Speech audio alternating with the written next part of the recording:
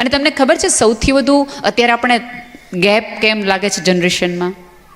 કારણ કે માતા પિતાએ શિક્ષક સાથેનો રેપો તોડી નાખ્યો. વિદ્યાર્થીને એ વિદ્યાર્થી તરીકે કેવો છે એ આપણે સમજવાનું, સંભાળ લેવાનું ક્યાંક ભૂલી ગયા. આપણે શિક્ષકની વાત બાળક કરે કે આજે મારા મેં આમ કહી દીધા, મેં આમ કરી દીધું, એટલે આપણે બધા પહેલી વસ્તુ તો તુકારેથી, હવે તારી બેનને શું ખબર પડે? પહેલો તિકારો તમે શિક્ષકને આપો, પછી તમે ગમે એટલા ગુરુદેવો બ્રહ્મા મહેશ્વરના શ્લોક બોલાવો ને શ્રદ્ધા ન રહી. તમારું બાળક એ તુકારે ઘરે કહે ને શિક્ષકને, ત્યારે આંખ લાલ કરો કે બેટા એ તને ભણાવે છે, તારા કરતાં તો વધુ જ ખબર પડતી હશે. અને શિક્ષક માટે ફરિયાદ કરે ત્યારે ફરિયાદ સાંભળી લ્યો, પણ તરત હાવી ન થઈ જાય, અરે હું કાલ આવું. ફી ભરી દેવાથી આપણે બાળકને કેવી રીતે ભણાવવું, ગણિત મેથ્સ શીખવી છે કે બાળકને બિહેવ કેવી રીતે કરવું ને એ તો મા બાપે જ શીખવું પડે. કઈ રીતે વાક્ય રચનાઓ ગ્રામરની કરવાની હોય ને એ શિક્ષક કરી શકે, પણ શું બોલવું, કઈ રીતે અભિવ્યક્ત થવું એ તો મા બાપના જ સંસ્કાર હોય. જ્યારે તમને તમારા બાળકના ભવિષ્યની સૌથી વધુ ચિંતા હોય ને તો એના શિક્ષકને સતત મળતા રહેજો, તો પૂછતા રહેજો, એને સજાગ રાખજો કે આનો બાપ ગમે ત્યારે આવશે, આની મમ્મી ગમે ત્યારે પૂછશે. અને શિક્ષક જ્યારે કહે ને કે તમારા બાળકમાં આ તકલીફ છે તો સાંભળવાની તૈયારી રાખજો. ના હોય જ નહીં, કોઈ દી ન હોય, અમને ખબર છે ને, અમારી આટલી પેઢીમાં કોઈ દી ન હોય જ નહીં બેન, તમારે ભૂલ થાય. પછી બેન એક વાર કે બે વાર કે પછી બેન છે ને નજર ફેરવી લે, અને જ્યારે શિક્ષક વિદ્યાર્થી પરથી નજર ફેરવી લે ને પછી ઘણું થાય. ફરિયાદો કરતા બાળકને શીખવું કે સોલ્યુશન લાવતા શીખવું એ આપણે બાળકને કહી શકીએ. પછી એવું થશે કે ધીમે ધીમે તમારા બાળકને ફરિયાદ કરવાની જ મજા આવ્યા રાખશે, સતત કોકને કહી દેવાની જ મજા આવ્યા રાખશે. એવું ન કરો. બાળકને મહેનત કરતા શીખવાડો, એને સંઘર્ષનો આનંદ લેતા શીખવાડો. આપણને તકલીફ એ થઈ કે આપણા બાળકને સફળતાનો આનંદ લેતા આપણે શીખવાડ્યો, સંઘર્ષનો નહીં. બાળક જ્યારે તમારું એમ કે હું પપ્પા પહેલો આવ્યો, ત્યારે બાળકને શાબાશ બેટા પહેલો આવ્યો નહીં, બાળકને એમ કહો કે વાહ બેટા તે એટલી સરસ મહેનત કરીને એટલે તું પહેલો આવ્યો. બાળક એમ કે બાપા હું આ મેડલ લઈને આવ્યો, વેરી ગુડ બેટા, બહુ સરસ, તારી મહેનત એવી હતી, તારા ઉજાગરા એવા હતા, તને મેડલ મળે.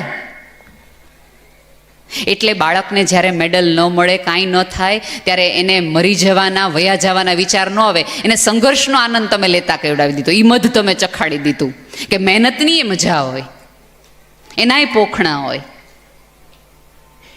કેટલી બધી વાર હોય. રિહર્સલનો પણ એને આનંદ આપવામાં આવે. પણ અત્યારે આપણે બધા, અને બીજું અત્યારે કેવું છે કે મા બાપ ઉપર બીજા પ્રકારની તવાઈઓ છે. કારણ કે બીજું કેવું છે કે અત્યારે એક વ્યક્તિથી ઘર ચાલે એમ નથી, એટલે પતિ પત્ની બંને વર્કિંગ વિમેન હોય, husband wife, working husband wife હોય. એટલે એક બધા જેવું કે અત્યારની બહેનો તો બાળકને ઘડીક ટ્યુશનમાં મોકલે, ઘડીક સ્કેટિંગમાં મોકલે, ઘડીક મ્યુઝિકમાં મોકલે, ક્યારેક ડ્રોઈંગમાં મોકલે, ઘડીક અહીંયા મોકલે, હાંજ પડે બાળકને થકવી દે. કેવું બહુ સહેલું છે,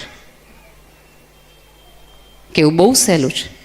પણ જે વર્કિંગ વિમેન હોય એણે પોતાની ગેરહાજરીમાં એનું બાળક જે કલાકો પસાર કરવાના છે એ કલાક એણે ક્યાં પસાર કરવાના, મોબાઈલની સ્ક્રીનમાં, કોકનું સાંભળવામાં, કે પાડોશીને ત્યાં મૂકવામાં, કે ક્યાંક આવી કલાઓમાં, એ બાબતને એમાં ફરક છે.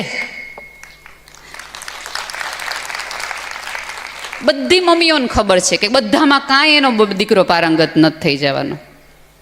એને નહીં ખબર પડતી હોય કે એના પપ્પાએ કોઈ દી લવ લેટરમાં દિલ હાચા નથી દોર્યા, આનો દીકરો હું ફૂલ દોરવાનો હતો, તો એ ડ્રોઈંગમાં મોકલશે, તો એ સંગીતમાં મોકલશે, તો એ ફ્રેન્ચ ક્લાસમાં મોકલશે, તો એ સ્વિમિંગમાં મોકલશે. કારણ કે એક નોકરી કરતી માં કે કોઈક બીજી માં એટલા માટે ઈચ્છે છે કે એનું બાળકનો જે સમય છે ને ક્યાંક કોઈ ક્રિએટિવિટીમાં જાય. તમે આખા બુફે હોય તેમાં પહેલાં બધું આપણે ચાખીએ ને, પછી એક ઉપર ઝપાટો બોલાવે, ખાવા જેવું આ છે. એવી જ રીતે મા બાપ છે એ ક્યારેક આવા ક્લાસમાં બાળકને ટેસ્ટ કરવા મૂકે. કદાચ તું ક્લિક થઈ જા અને એકેયમાં ક્લિક ન થાવ.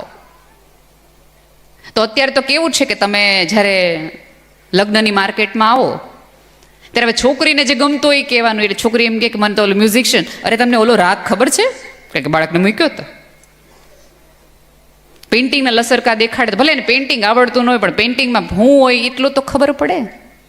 તમારું બાળક 4 થી 5 વિષયમાં વાત કરી શકે એટલું પારંગત થતું હોય તો કરવામાં વાંધો શું છે યાર?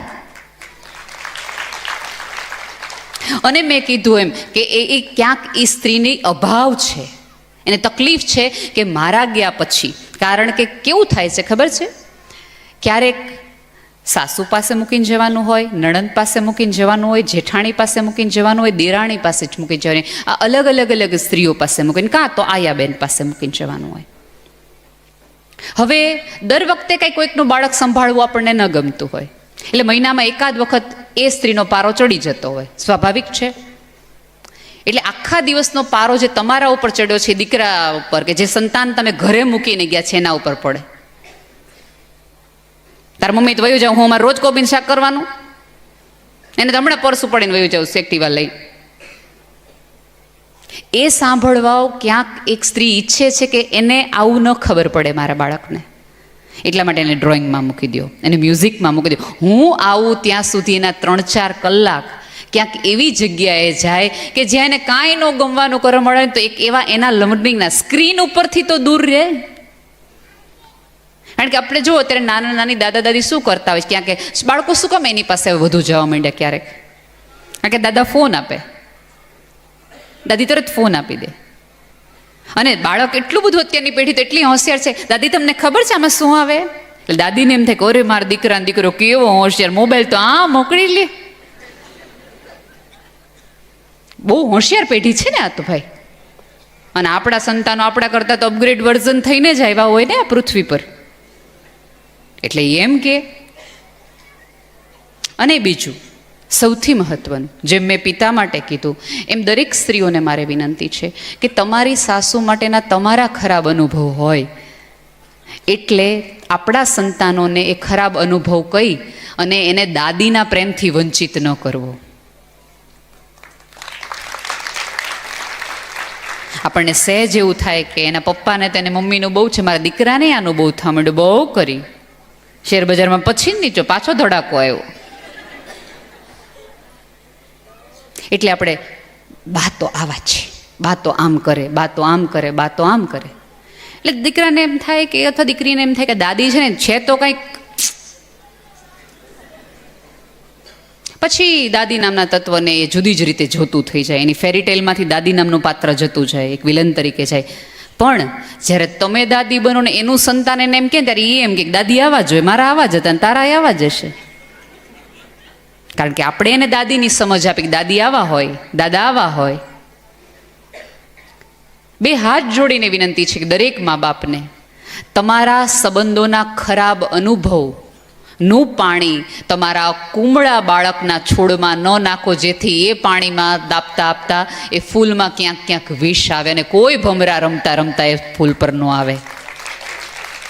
શું કામ એને આ જગતના પ્રેમની શક્યતાથી વંચિત કરો છો? આપણું બાળક અકસ્માતથી આવે, કારણથી આવે, આયોજનથી આવે, પણ ગમે એમ આવે. હું ફરીવાર કહું છું કે બે માણસ પ્રેમ કરતા ભૂલી જાય ને એટલા માટે ઈશ્વર બાળક આપે, કે તમને હું પ્રેમ કરવાનું, આ પૃથ્વીને પ્રેમ કરવાનું, જીવનને પ્રેમ કરવાનું, એકબીજાને પ્રેમ કરવાનું એક નવું કારણ આપું. જીવી લ્યો, જીવી લ્યો. અને આ પૃથ્વી પરના કેટલાય મા બાપ, આ જગતમાં કેટલાય લગ્ન માત્ર સંતાનોના કારણે ટકતા હોય છે. ક્યારેક કેવું ઈચ્છે છે, ચોક્કસ લગ્નના ટકાઉપણા ઉપરથી કંઈ પ્રેમ નક્કી ન થાય, પણ ક્યારેક બે વ્યક્તિઓ વચ્ચેની સેલોટેપ છે ને એક બાળક બને, પપ્પા બને, મમ્મી બને, અને સંબંધ સરસ રીતે જળવાઈ જાય, જીવન ઉજવાઈ જાય. બાળકને સ્વપ્ન જોવાની ક્ષમતા આપો, સપના જોવાની આવડત શીખવો, પણ મારા અધૂરા સ્વપ્ના તું જીવ એવી અપેક્ષા ન રાખો, એવો બોજ એના ઉપર ન રાખો. અને ક્યાંક હું એક એવું પાછી હિમાયતી કરું છું કે આપણે